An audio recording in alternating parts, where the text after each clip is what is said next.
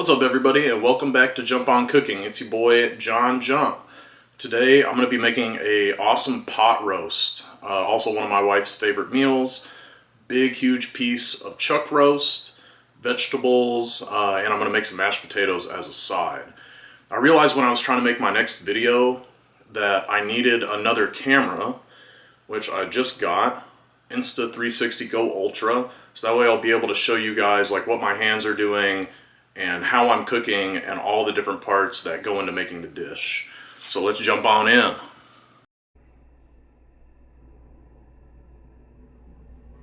Alright, first things first, we're going to sharpen our knife. I always want to make sure your knife is sharp. If your knife is dull, that's how you get hurt when you're cooking.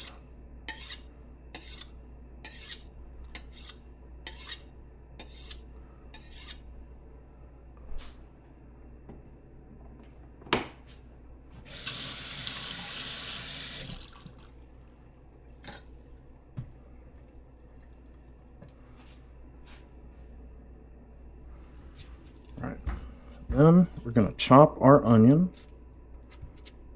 Start that by taking the top right off. And then split them in half. Just throw it away.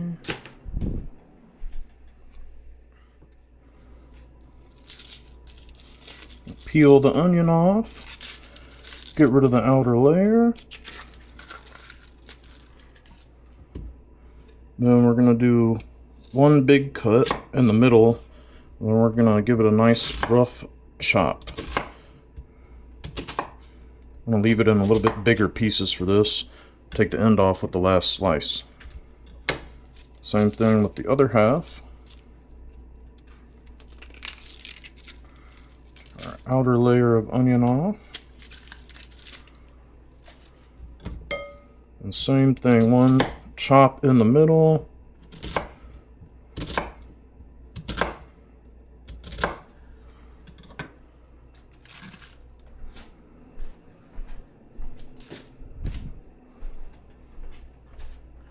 We're going to take this and store it in our bowl. Next, we're going to take our big piece of chuck pot roast.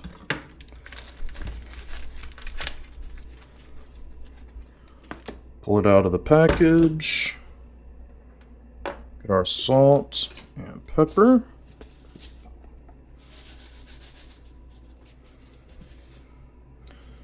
We're going to season it on both sides. Also, I'm going to get a little bit more salt.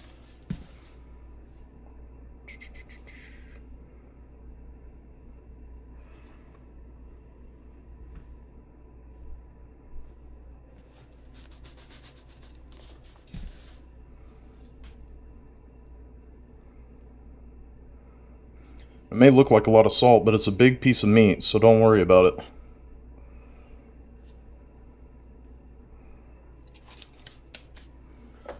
And then black pepper.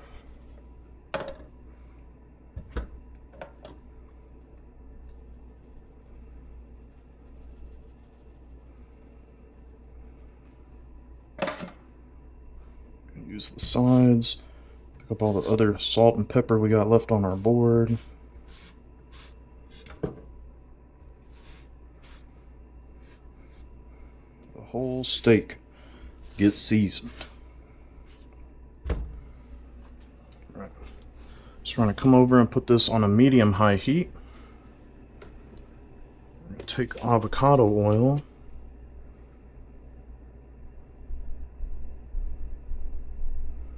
Pretty much just enough to line the bottom of the pan with. We don't want to go too crazy.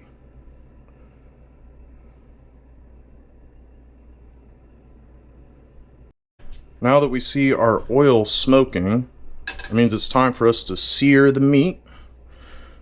Just going to put it down. Make sure all parts of it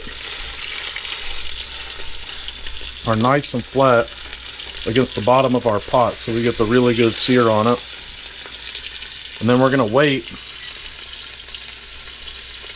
about 2 minutes on medium-high heat. Alright, our timer went off, but it's still not ready. And the best way you can tell if your steak is actually seared or not is if you try to move it and it's still stuck to the bottom. If it's still stuck to the bottom, we want to leave it and give it a little bit more time before we flip it. And that way we have that really awesome crust on the outside. Here, this is the other way to easily tell, is if you have your steak and you move it around like that and you see that it comes loose just with a gentle shake, that means that we can go ahead and flip it over, that it has that really good crust on it. Gonna get a pair of tongs. Come right in here. Grab this bad boy. Flip them on over. Alright, nice. You see how it's got that beautiful, beautiful sear on the outside, but it's not scorched. And that happens a lot when people turn their heat up too much and they'll scorch the meat rather than sear it. You want to sear the meat, that way it locks in the juices. You don't want to scorch it and you don't want to burn it. Alright, it's been another 2 or 3 minutes. We're going to do the same test. See if he comes unstuck. And if he comes unstuck, it means we have a good sear on the other side of our meat. See that? Right. Come take them. Put it on this plate so we can rest. And then you see those beautiful droppings and the beef fat that's rendered out into that oil. We're going to take our onion. We're going straight in with it. And kind of break that up. Let it start caramelizing. You do want to reduce your heat a little bit. Instead of it being more medium-high, you want it to be closer to medium. And that way you don't cook the onions too quick and burn them, because we want to caramelize the sugar in it. We don't want to burn our onion and scorch it. It's all about extracting the flavor out of it. After I mixed it up a little bit, and put a little salt on it, a little black pepper.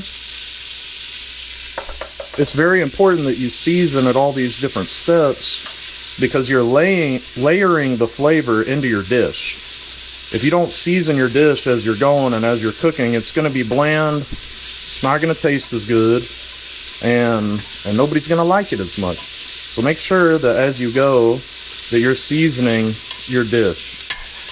Alright. While those onions start to caramelize, we are going to come over here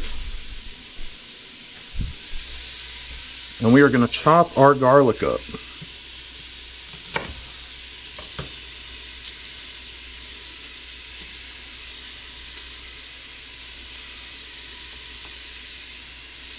Now I'm going to use a whole clove and a whole head of garlic. If you don't like that much, you don't have to use that much, but I like garlic a lot.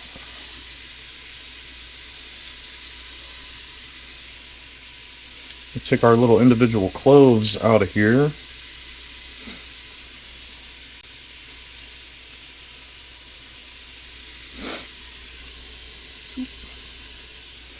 Get rid of the little pieces.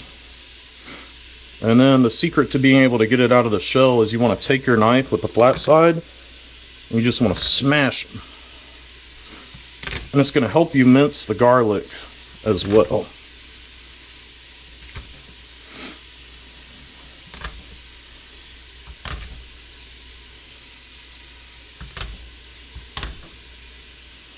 It's also kind of fun. Alright. Once we have that,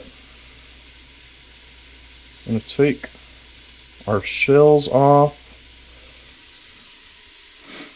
Set our garlic over to the side.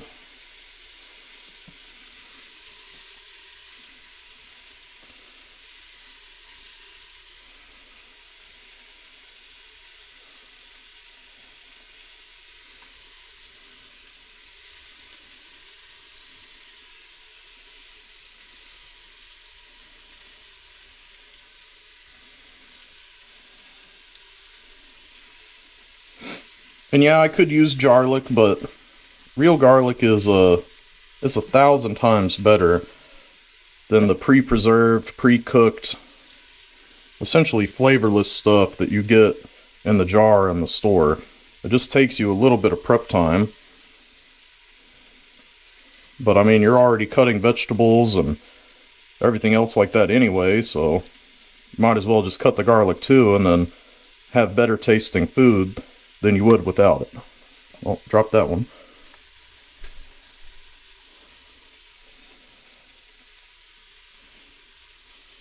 All right. We're just going to take our garlic here, give it a rough chop.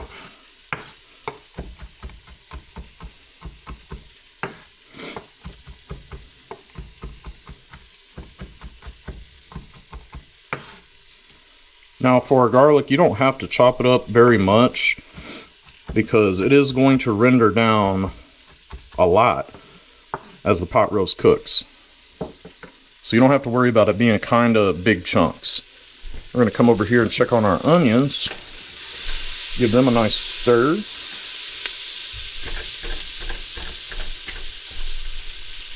This big piece I need to break up.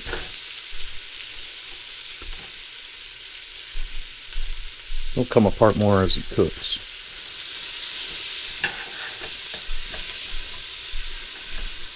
We just want to keep working our onions until we start getting a really nice brown color on them, and then we will be ready for the next step.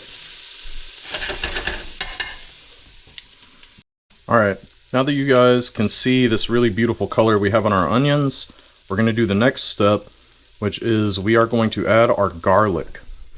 And you never want to add your garlic too early, because if you overcook your garlic, you destroy the flavor of it, and it turns bitter. So you always want to add it right when you're about to start adding your liquid ingredients or your meat, etc., that's going to bulk up the pot, and it keeps your garlic from frying.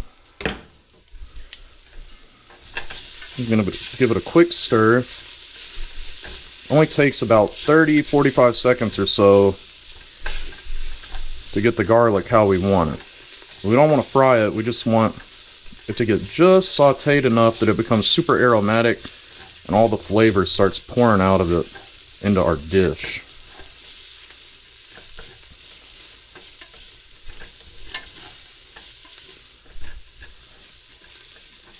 Then right after this, we're going to deglaze our pan. We're going to put a little bit of white vinegar.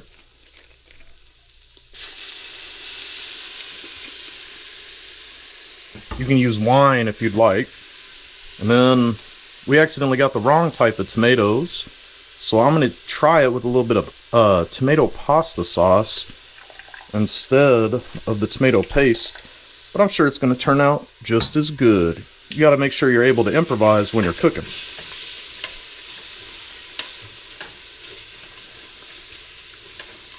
Alright, we're going to let this deglaze the bottom of the pan and get all those crusty, caramelized bits up off the bottom.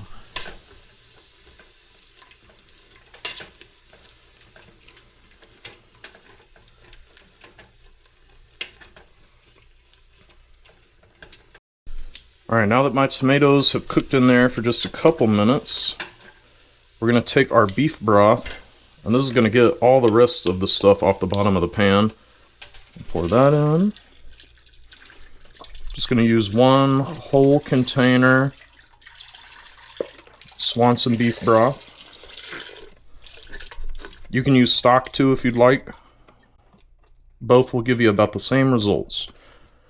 Alright. I'm going to turn the heat up a little bit.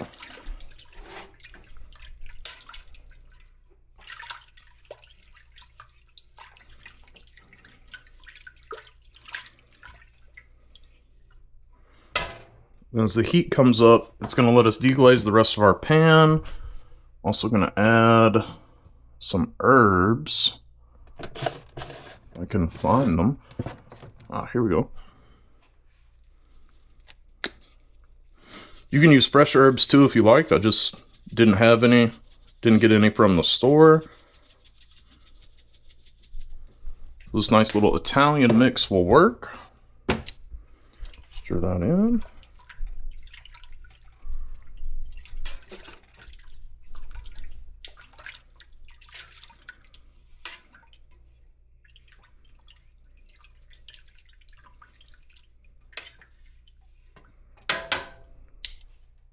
All right, we're gonna add a little bit more salt, a little bit more pepper, and then we're going to take our lovely piece of beef, put it right in the liquid. And the liquid should essentially just cover the top of it. We're gonna get our drippings off of the pan because that is just bonus extra flavor. Right. Well, this is coming up to a boil. We're going to put the oven on 325. Put that right on top. Alright. Now that it has come up to a boil, it doesn't have to be a rolling one or anything, but it is boiling. Make sure our lid is on. And we're going to take it, put it straight in the bottom rack of our 325 degree oven. And we're going to set a timer for 2 hours. Alright, it's been about an hour, and now we're going to start getting our vegetables ready. When the 2 hours is up, we'll go in the pot. First things first, we're going to wash them.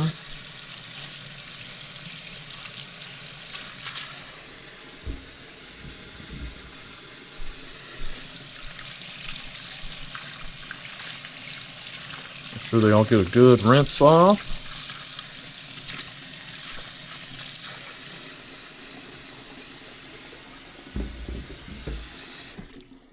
We're going to take them and chop them up. Pretty easy.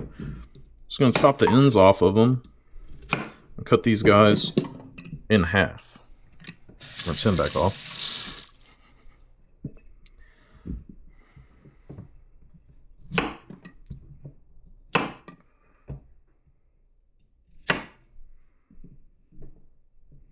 You can peel the carrots if you want to. Personally, I'm not a big fan of it. This guy we're going to cut into thirds.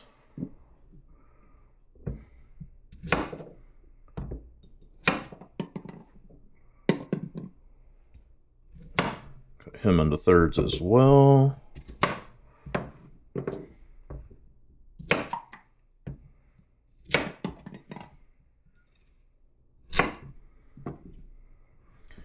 You just want kind of everything to be about the same size as the others.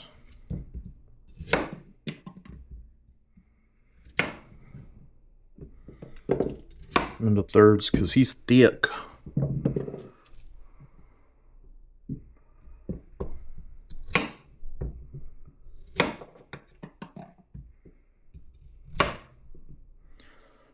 Alright. Take our carrots. Put them in the bowl.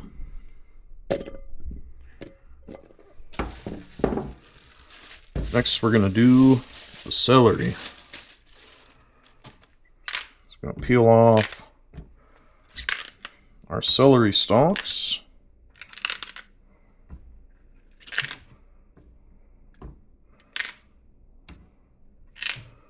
And then this is the celery heart. We don't want the celery heart. We're not going to cook with this.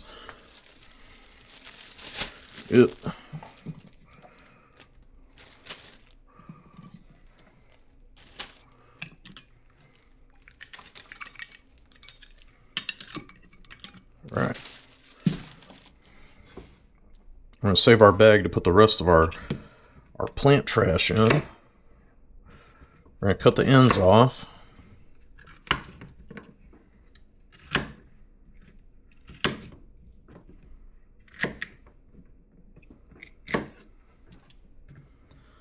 Take these guys.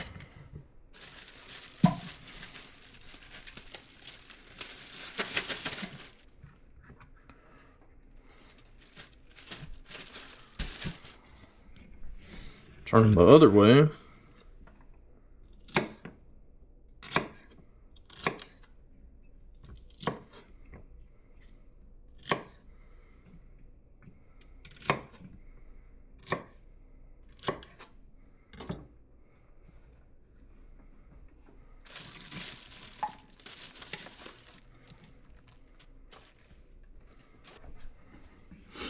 Alright, then we're going to take our celery and give it a good wash.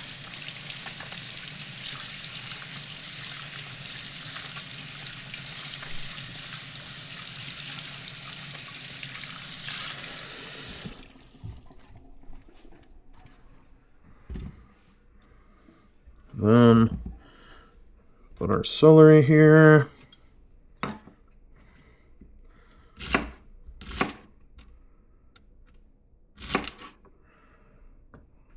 Those off. And we're going to take it and cut them into pieces just like we did our carrots.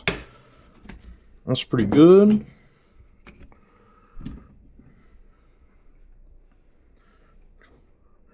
The reason I cut those small is I kind of want them to disintegrate in the broth and add a little flavor to our sauce when we put the vegetables in.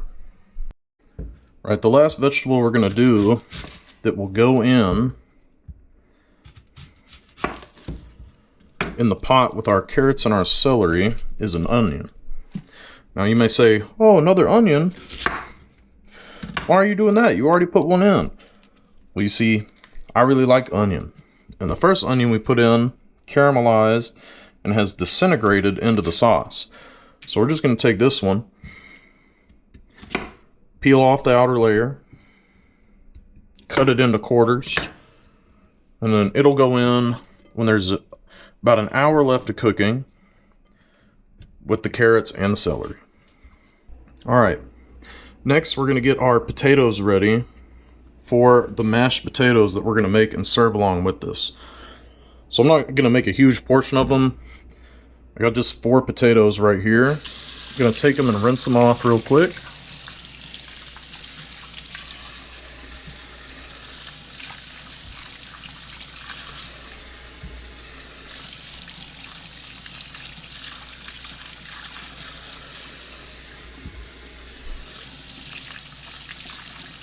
A good rub down.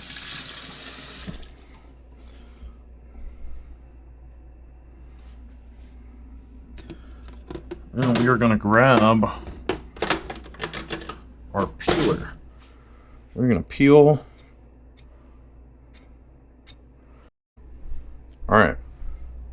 Now we're going to peel our potatoes. I had to get rid of that other peeler. It doesn't work. Can't do anything with it.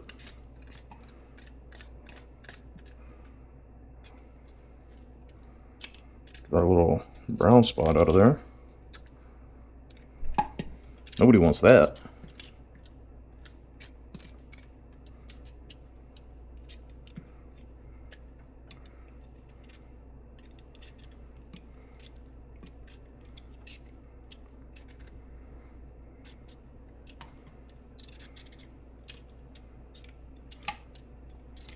It doesn't have to be perfect, you just want the majority of the peel off. It's going to give us a better texture, let the potato cook a little better. It'll give us that nice, like, restaurant style mashed potatoes.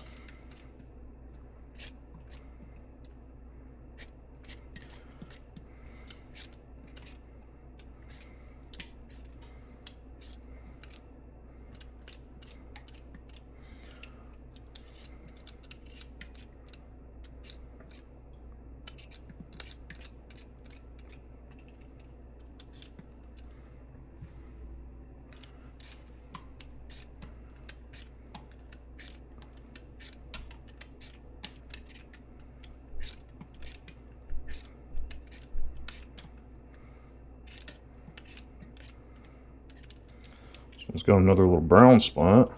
Just gonna dig that out real quick.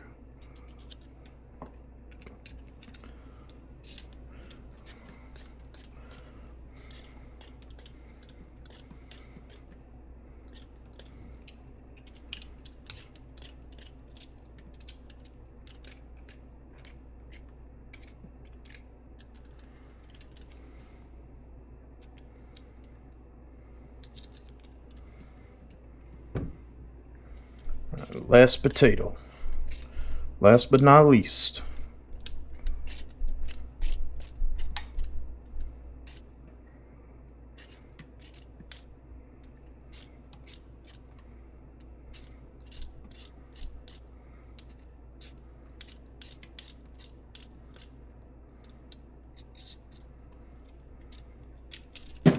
Oh! Slippery. Hot potato.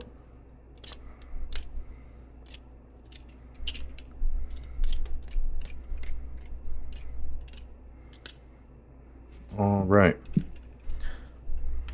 Alright. Next up, we're just going to take our potatoes and cube them up a little bit. That. 1/2 again. Do about 3 sections, I think. That.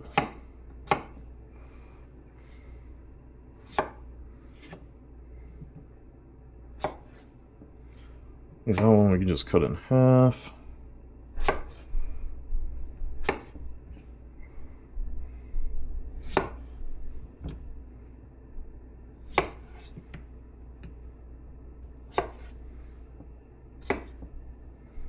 Kind of just want them all to be about similar size and thickness.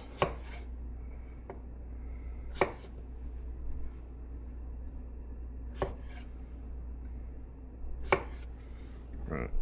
We're going to take them, put them directly in a pot of water, which we're going to turn on to a medium-high heat and bring to a boil with our potatoes in it.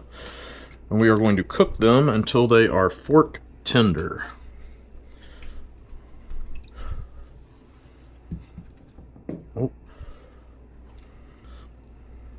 Alright, the only other thing that we have to do with this, we want to generously salt our water.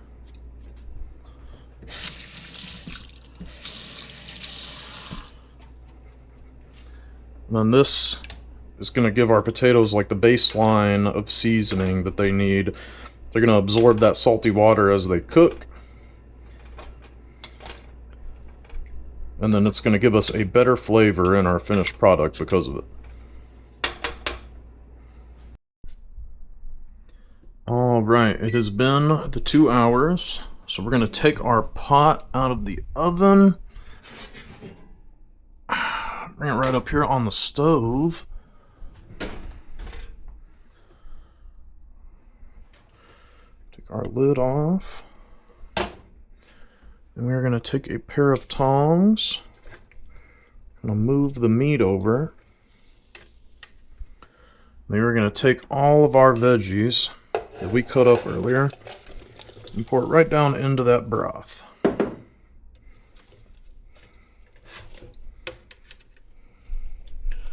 Take our meat, go right there on top.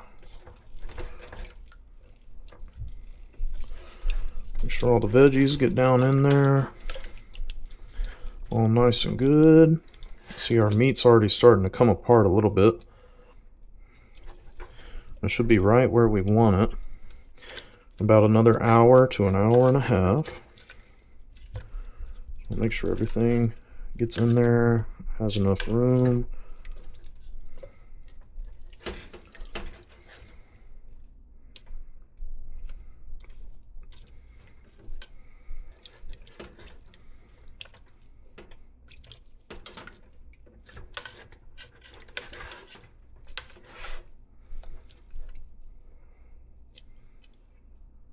All right.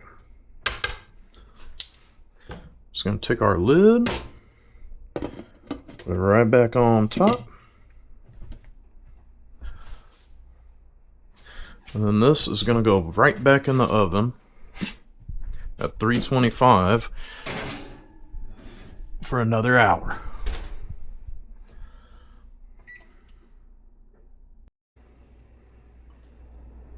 Alright, our potatoes are ready. They're fork tender. You can tell you can stick a fork all the way through the piece. It's not hard. It's nice and supple. Turn our burner off. I'm going to take this, just use our lid to strain it.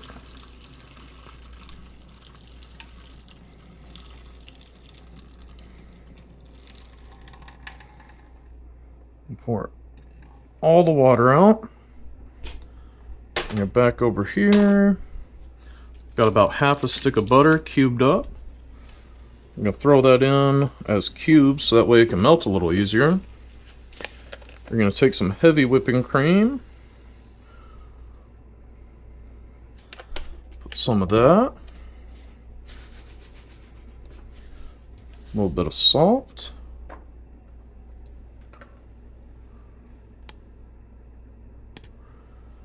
And black pepper. And I'm going to take my potato masher. Well, my light has decided to die on me. Our other one a little closer. I'm just going to mash all this together.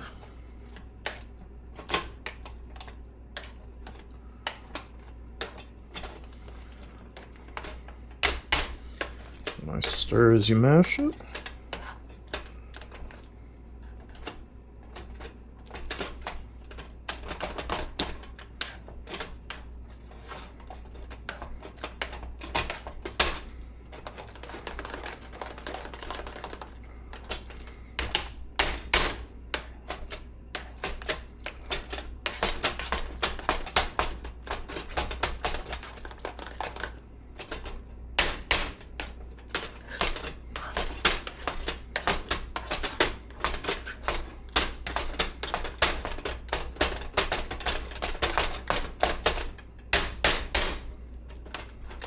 Alright. Then we're going to give our mash a little sample, see if we need to add anything else.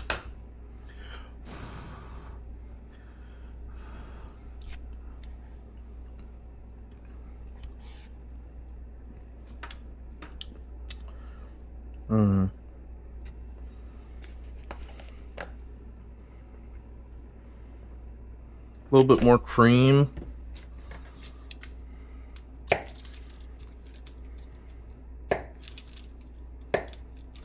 Just a little bit more butter.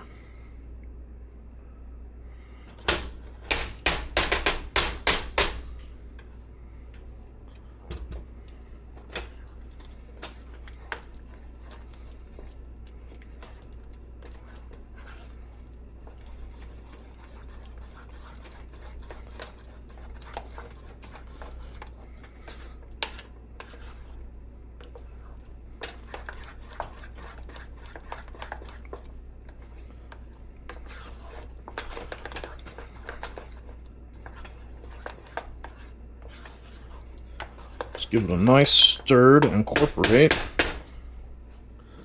I'm going to try and mash a little bit more of those chunks out of it.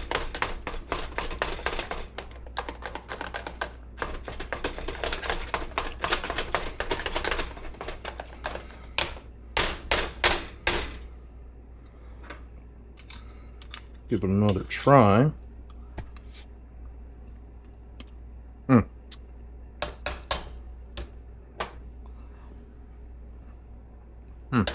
Perfect.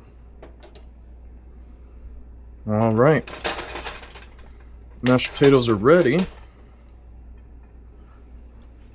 So we're just going to wait about another 20 minutes for the pot roast, and then everything should be good.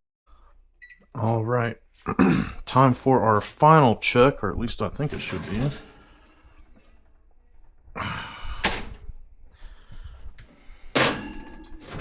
Oh. All right. Let's not burn my hand off. Very unpleasant. Oh man, it smells amazing. Oh yeah. That's exactly what we're looking for right there. See how the meat's falling apart now? Just kind of pulling it apart. That's exactly what you want. Alright. Our last little step now is we're going to thicken the sauce a little bit. So we're going to come over here. Let's get a little bit of cornstarch. And the secret to using cornstarch is you always want to use cold water. If you were to just take it and put it right in there, it would chunk up and it wouldn't do what you wanted. What we're trying to do is just thicken it into a nice gravy. Once you have it all stirred and incorporated, it's all melted in the liquid, Just take it, pour it straight in. And we're going to take this, kind of just move it around a little bit. And it's just going to thicken up on its own real quick. This is just going to give us a nice, rich, velvety sauce for our pot roast.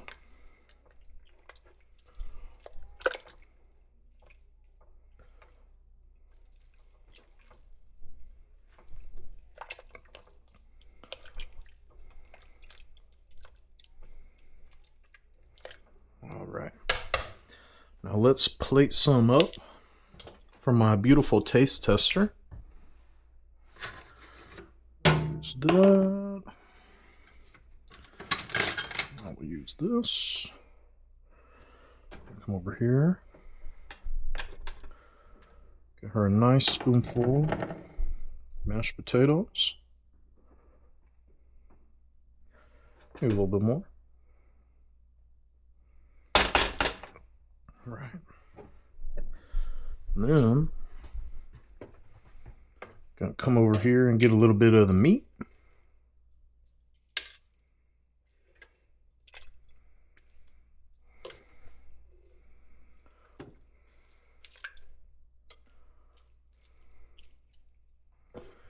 Get some veggies.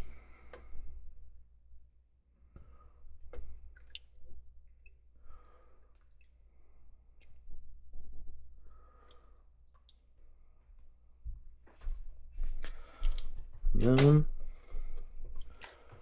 some nice ladleful of our sauce. Help round things off. All right, now I got my taste tester here. We're gonna see what she thinks of it. It looks good. Don't burn.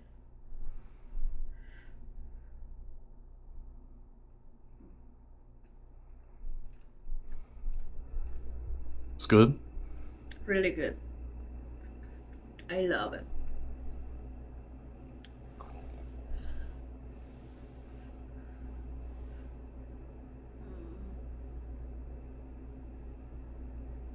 I like it. I love it. It's really good. Es muy rico.